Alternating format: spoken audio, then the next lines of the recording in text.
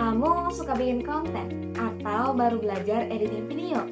Ada beberapa komponen dasar editing yang wajib kamu kuasai. Yuk kita bahas apa aja sih komponen dasar editing itu? Bareng aku, Prasasti Skatinasi, dalam episode Dunia Editing Audiovisual.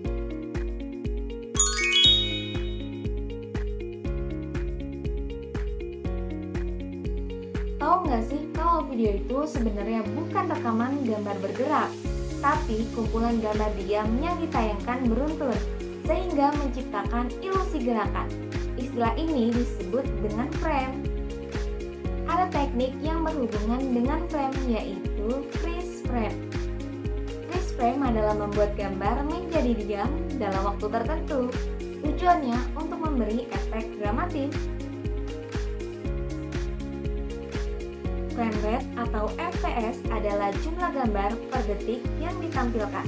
Jadi, semakin tinggi FPS, maka gerakannya akan terlihat semakin halus. Umumnya nilai FPS antara 24 fps sampai dengan 120 fps yang bisa disesuaikan dengan tujuan kita. Misalnya 24 fps itu standar perfilman, 30 fps standar televisi, 60 fps digunakan untuk video olahraga atau games, dan 120 fps dipakai untuk slow motion.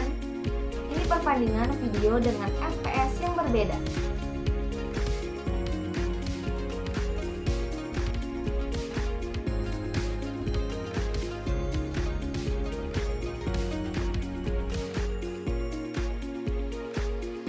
Resolusi adalah jumlah pixel horizontal dengan vertikal yang membentuk setiap bingkai dalam video. Ada beberapa jenis resolusi yang digunakan, mulai dari 240 pixel sampai dengan 8000 pixel. Misalnya 720 pixel disebut dengan high definition, 1080 pixel disebut dengan full high definition, dan seterusnya sampai dengan 8000 pixel. Semakin tinggi resolusi, semakin detail hasilnya, tapi semakin besar juga ukuran filenya. Rasio aspek adalah perbandingan lebar dengan tinggi video. Rasio disesuaikan dengan media yang akan digunakan. Umumnya rasio yang dipakai itu ada 16:9 untuk YouTube, rasio 9:16 untuk TikTok dan Reels, dan rasio 4:3 yang dipakai dalam video atau film klasik untuk memberikan efek nostalgia. Pemilihan rasio ini penting teman-teman supaya video yang dihasilkan tidak terpotong atau muncul garis hitam. Terakhir ada timecode. Timecode adalah sistem penanda waktu dalam video. Biasanya ditulis dalam format jam, menit, detik, dan frame. Contohnya pada timecode ini.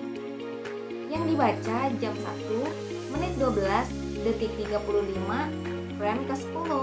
Angka terakhir menunjukkan frame keberapa dalam 1 detik. Timecode digunakan untuk sinkronisasi audio, menandai bagian waktu tertentu, dan mempermudah komunikasi antar editor.